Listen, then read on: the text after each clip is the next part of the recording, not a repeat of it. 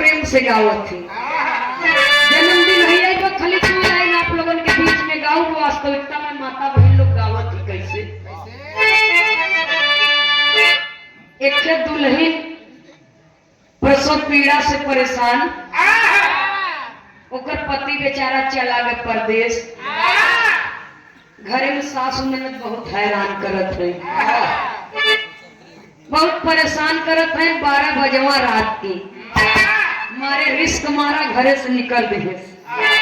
ससुराल गंगा मोह पार बन नैहर गंगा मारे गुस्सा के मारा घरे से निकल देश। पहुंची गंगा माई के किनारे, माई से अर्जी लगावा था।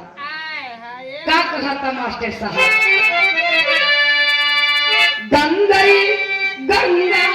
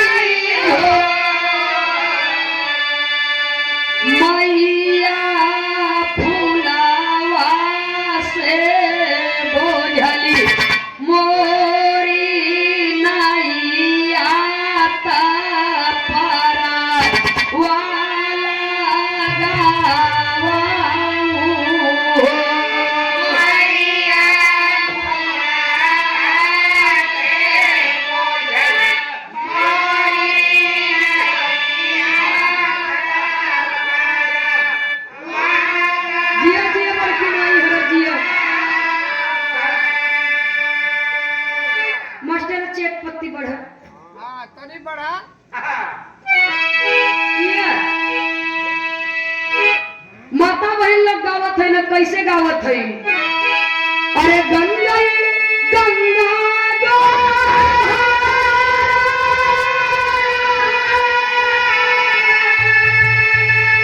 गंगा जी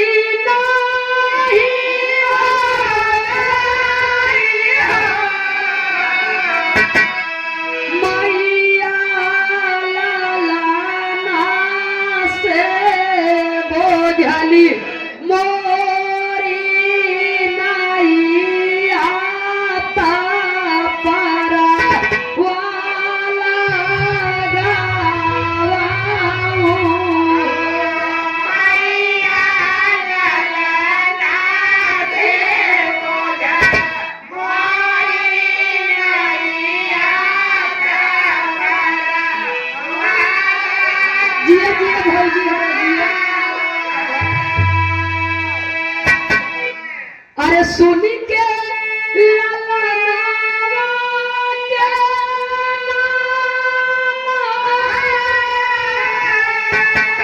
गंगा जी उठी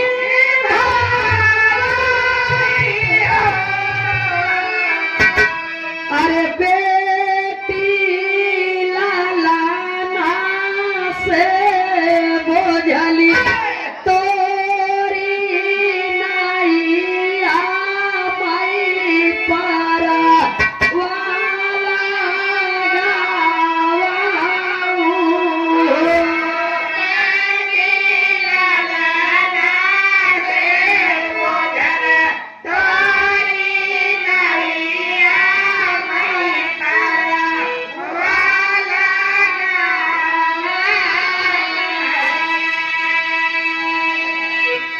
ओरिजिनल इलाहाबादी सोहर है। एक मतारी बहन लोग गावत ही बाबूजी आई न कहो ना सबके बस के कैसे कह दे। हम बिरहिया है, वो सब ओरिजिनल गीतकार हैं, गुरु हैं, उनकर बात हमारे बस के नहीं बात। सत्य के नैया पर बैठ के दुल्ही ससुरे से नैहरे आवत। अरे सोवत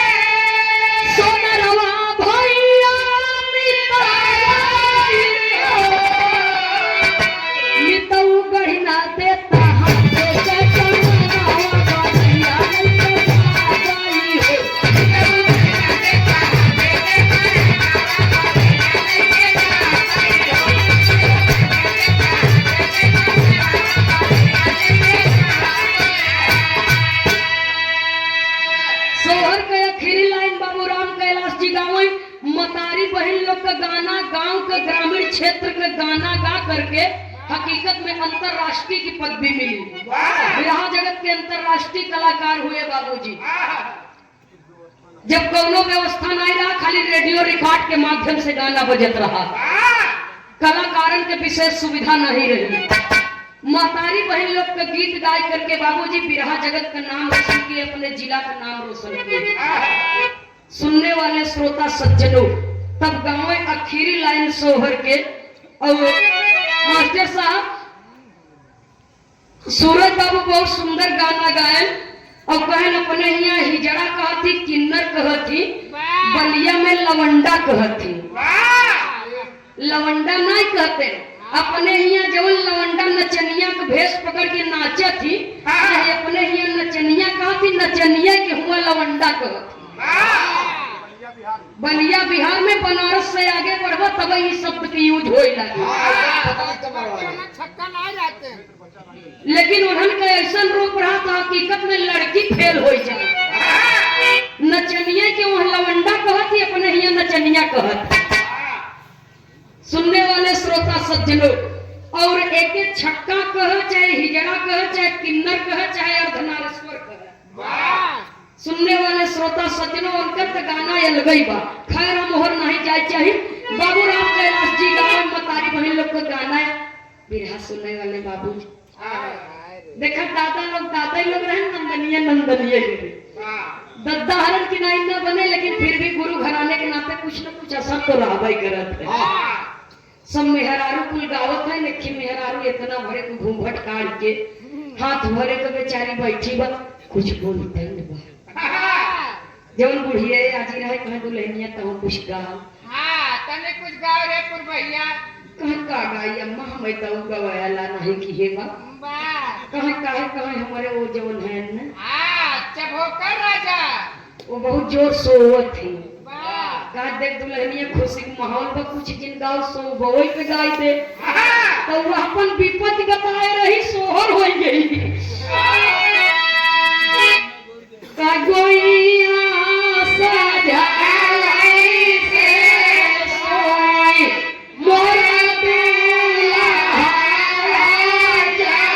जाए, नहीं जाए बोलाए, नहीं बोलाए। अरे सासू जी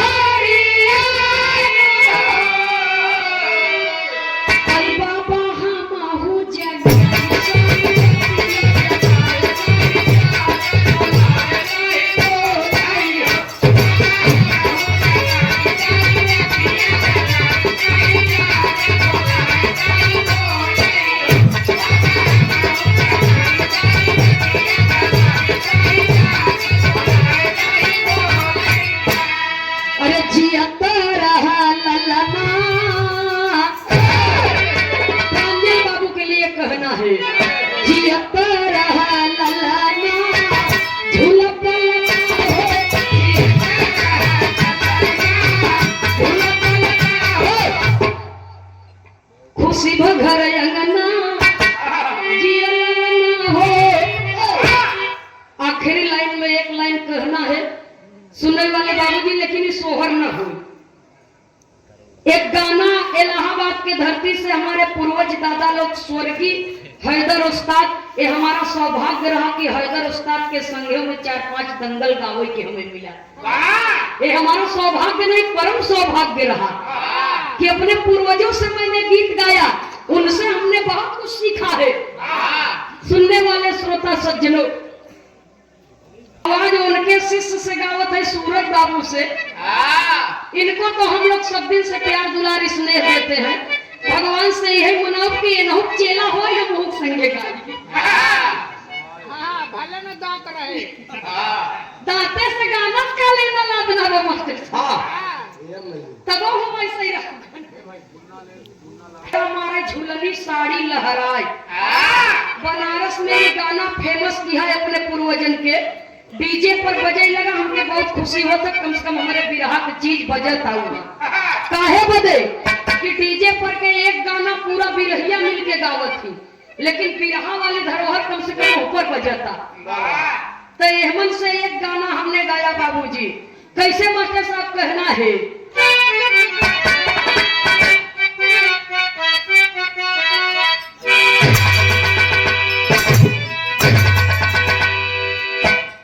वाह मास्टर साहब, कबो कबो जगदीश बहादुर जी के याद दिला देते हैं। कहो कहो ऐसे ठोकिन गई थे। तू बढ़िया नहीं है भैया, ही बड़े बढ़िया ठोकत है। नगर पर तू ऐसे सब दिन रहे। ऐसे सब दिन ठोक। प्रयास है हमारा बाबूजी, कहना है।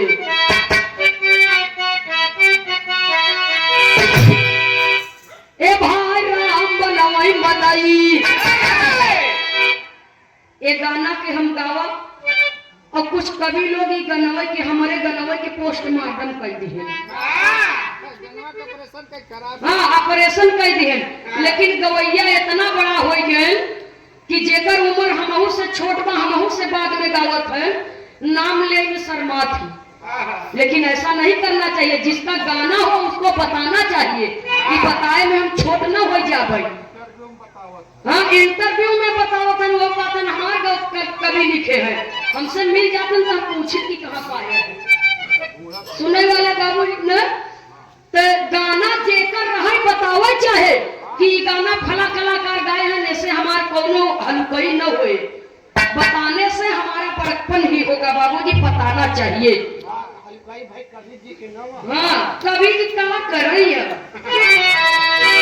आन्हर गुरु बहिन बचेला मांगे आम थमावे ढेला, ये हाल बच्ची मचीबा नरकों में ठेले ठेला भगा कहना है। अरे राम राम बनवई मनई, ए भाई राम बनवई मनई, मनई बनवई राम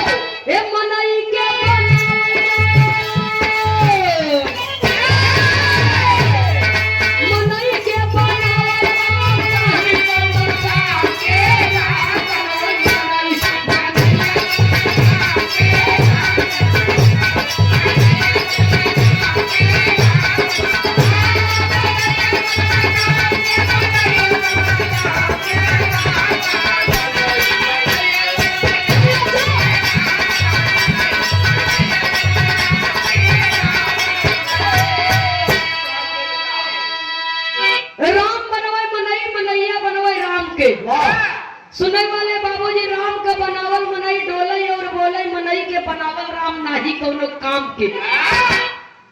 सुनने वाले श्रोता सज्जनों, एक पुतला बेचने वाला बनाने वाला कारीगर ने कहा कि अय भगवान, तूने मुझ जैसे असंख्य पुतले बनाकर इस दुनिया में भेजे हैं और मैंने तेरे जैसे असंख्य पुतले बनाकर इस धरती पर बेचे हैं। लेकिन शर्म उस वक्त तो आती है कि जब तेरे बनाए हुए पुतले आपस में लड़ते हैं और मेरे बनाए हुए पुतलों के सामने लोग शीश झुकाते हैं। सुनने वाले श्रोता सज्जनों, राम बनवे मनई, मनैया बनवे राम के।